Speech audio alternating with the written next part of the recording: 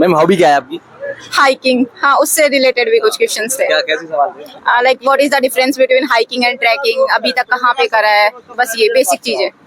Okay, prelims में पहले तो आपका बेस नॉलेज होना चाहिए कि आपको पता चले कि पूछ क्या रहा है। उसके बाद में रिवर्स करना चाहिए, पहले PYQ लगाने चाहिए तो उसमें पैटर्न आइडेंटिफाई करो। ओके, सो पहले तो लाइक सारे ऑप्शंस अच्छे से पढ़ो, डिटेल से पढ़ो, क्योंकि ऑप्शंस वो डाल रहे हैं तो there is something meaning behind it.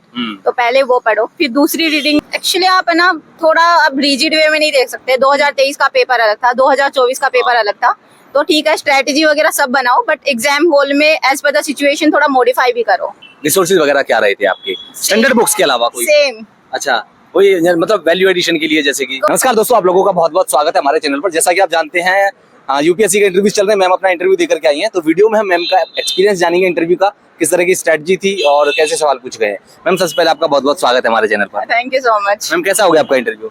बहुत अच्छा था जी हाँ मैम, थोड़ा सा अपने बारे में बताइए। माय नेम इज प्रीति और I am from Rajasthan, Jhunjhunu.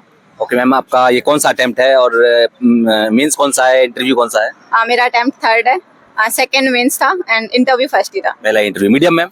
English. Optional subject? Anthropology. अच्छा, एंथ्रोपोलॉजी है। और थोड़ा सा एजुकेशन बैकग्राउंड और बताइए अपना। स्कूलिंग मेरी राजस्थान से हुई है, फिर DU से मैथमेटिक्स ऑनर्स, फिर मास्टर्स IIT बॉम्बे से करी है, फिर UPSC। ओके, तो मैम किस सवाल से शुरुआत हुई आपका यहाँ पर इंटरव्यू में? मुझे याद नहीं है। जी, किस तरह के सवाल पूछे गए? क्या कोई जैसा मतलब ओवरऑल अगर मैं बात करूँ, डेप्थ से ज्यादा सवाल थे, करंट से, ऑप्शनल से, कहाँ से सवाल ज्यादा थे? I think combination of all था, डेप्थ से भी थे, करंट अफेयर्स भी थे, रैंडम थे, तो ओवरऑल मिक्स ही था सब कुछ। थोड़ा एक दो सवाल अगर याद आ रहे हो आपको। लाइक कल्चर, सिविलाइजेशन जो एंथ्रोपोलॉजी से रिलेटेड है, कुछ मैथ्स के हैं कि लोगों को मैथ से डर क्यों लगता है, तो वैसे नॉर्मल क्वेश्चंस। इसके अलावा और कोई सिचुएशन बेस्ड सवाल? मेरे से तो नहीं पूछा। मैम हॉबी क्या है आपकी? हाइकिंग, हाँ उससे रिलेटेड भी कुछ क्वेश्चंस थे। क्या कैसे सवाल थे? Like what is the difference between hiking and trekking, अभी तक कहाँ पे करा है, बस ये बेसिक चीजें। अच्छा, थोड़ा सा स्ट्रेटजी के बारे में बताइए मैम कि प्रीलिम्स की स्ट्रेटजी किस तरह की थी आपकी, क्या आपने इस बार अप्लाई किया? पिछली बार आपने मेंस लिखा था, अब की बार आपने इंटरव्यू भी दिया है, किस तरह की स्ट्रेटजी थी? क्योंकि प्रीलिम्स आपका 2 बार से क्लियर हो रहा है। ओके, प्रीलिम्स में पहले तो आपका बेस नॉलेज होना चाहिए कि आपको पता चले कि पूछ क्या रहा है। उसके बाद में रिवर्स करना चाहिए, पहले PYQ लगाने चाहिए तो उसमें पैटर्न आइडेंटिफाई करो, कुछ क्वेश्चंस गलत कर रहे हैं तो कैसे कर रहे हैं, तो basically read between the lines. तो वैसे करोगे तो you will have certain themes जहाँ पे क्वेश्चंस बहुत ज्यादा आ रहे हैं, तो आपका एनर्जी थोड़ी टारगेटेड स्पेंड होगी, तो वैसे हो सकता है प्रीलिम्स। इसके अलावा PYQs के लिए क्या मेन मतलब टारगेट किस चीज को करना चाहिए कि जो सब ऑप्शन गलत है उनको, या सही ऑप्शन है उनको छोड़ दिया जाए क्योंकि उनको पता है कि सही है, या फिर क्या करना चाहिए? सबका, क्योंकि वो ऑप्शन भी वही बना रहे हैं जो रिलेवेंट है और जो इम्पोर्टेंट है। मैम थोड़ा सा मैं डिटेल में जानना चाहूंगा आपको PYQ, क्योंकि बहुत सारे स्टूडेंट का जो कमेंट आते रहते हैं कि भैया PYQ के बारे में जरा पता करिए कि किस तरह से जो करे जाए, उनको किस तरह से किया जाए वो सब।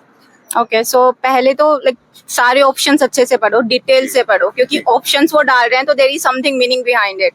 तो पहले वो पढ़ो, फिर दूसरी रीडिंग में पढ़ो कि वो क्या ट्विक कर रहे हैं, कि डेटा गलत कर रहे हैं या फिर सर्टन लाइक ओनली, इंटायर, ऐसे वर्ड्स डाल रहे हैं फंसाने के लिए, तो वो वाला। एक ये है कि वो क्वेश्चंस में डायरेक्ट लास्ट में इनकरेक्ट लिख देते हैं और बच्चा थोड़ा हड़बड़ी में होता है तो वो मिस ही कर देता है। तो ये छोटी छोटी चीजें जब आप सेकंड थर्ड रीडिंग में आपको नोटिस आना स्टार्ट होगा, फर्स्ट में तो जस्ट रैंडम PYQ, तो आपको मल्टीपल साइकिल करनी पड़ेगी। उसका क्या नोट्स वगैरह बनाने चाहिए? नहीं, उसी को रिवाइज कर लो मल्टीपल टाइम। और इसी को अगर हम वहाँ पर एग्जाम हॉल में अप्लाई करें तो वहाँ कितनी बार में पूरा पेपर करना चाहिए? मतलब एक ही बार में सारा करना चाहिए जो आ रहे हैं उनको, जो ना आ रहे हैं उनको छोड़ करके, या फिर 2-3 बार के राउंड में करना चाहिए पेपर को? वो काफी आपने मतलब कैसे किया था? मेरा था, मैं 2 राउंड लगाती थी, पहले जिसमें मैं कॉन्फिडेंट थी, सेकंड में 50-50, थर्ड में अगर मैं एलिमिनेट कर पा रही हूँ तो करती थी, अदरवाइज छोड़ देती थी। कितने सवाल अटेम्प्ट किए थे इस बार आपने? मैं 85 to 90 मेरा विंडो सही रहता है, तो वो ही। पिछली बार भी सेम। अच्छा, और जैसे कि आप कह रहे हैं एलिमिनेशन टेक्निक की बात करी आपने, एलिमिनेशन टेक्निक को किस तरह से अप्लाई किया जाए, क्योंकि उसमें भी बहुत सारे बच्चे गलत कर देते हैं उनको। एक्चुअली आप है ना थोड़ा अब रिजिड वे में नहीं देख सकते। 2023 का पेपर अलग था, 2024 का पेपर अलग था, तो ठीक है स्ट्रेटेजी वगैरह सब बनाओ, बट एग्जाम हॉल में एज पर द सिचुएशन थोड़ा मॉडिफाई भी करो।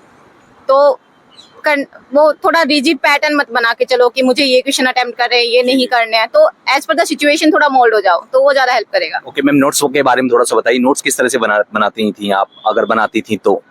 मैं प्रीलिम्स में कोई नोट्स नहीं बनाती थी अच्छा। एंड मेंस में रिवीजन के लिए 10-15 पेज में पूरा सब्जेक्ट निकाल दो कि मल्टीपल रिवीजन हो जाए पाए, बस उतने ही नोट्स बनाए हैं। ओके, आंसर राइटिंग के लिए भी थोड़ा सा बताइए, आंसर राइटिंग अप्रोच आपकी क्या थी?